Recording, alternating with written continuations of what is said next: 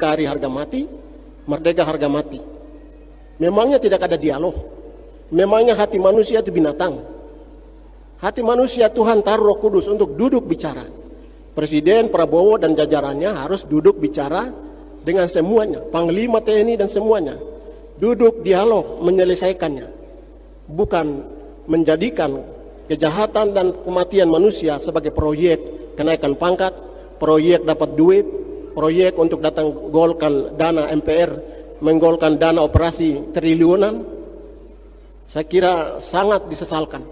Kalau ini yang terus terjadi di Indonesia ini adalah kejahatan. Kita semua merayakan Paskah percuma saja. Kita merayakan Paskah hanya sebagai seremonial dan upacara bendera. Bukan sungguh-sungguh mengakhiri konflik. Kita hidup sebagai saudara. Kita hidup sebagai sahabat. Kita hidup sebagai saudara dan saudari dalam Kristus. Karena itulah dia mati di atas kayu salib dan dia bangkit untuk kita. Oleh karena itu pada Paskah ini, saya mengajak semua pihak yang berkonflik, Presiden Prabowo dan semua jajarannya, semua MPR pusat, DPR, semua pemerintah daerah, kelompok TPNPB, semua dialog, menyelesaikan. Pihak ketiga, dunia ketiga, PBB dan semuanya, mohon supaya hadir, menyelesaikan.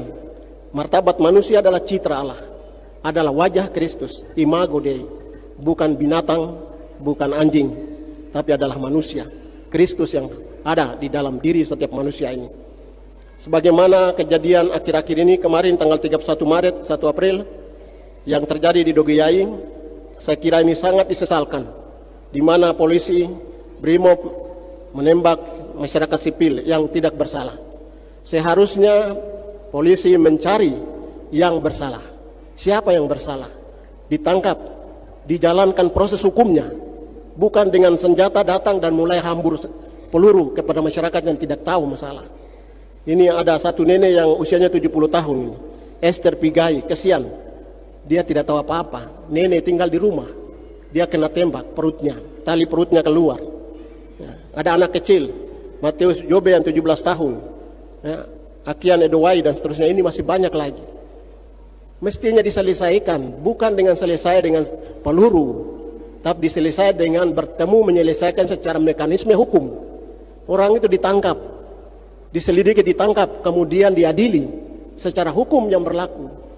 Bukan main hantam dengan melemparkan peluru begitu saja. Sangat disesalkan. Kejahatan diciptakan kejahatan, tidak akan selesai. Kejahatan harus diakhiri dengan jalur hukum. Hukum formal, hukum adat, hukum cinta kasih.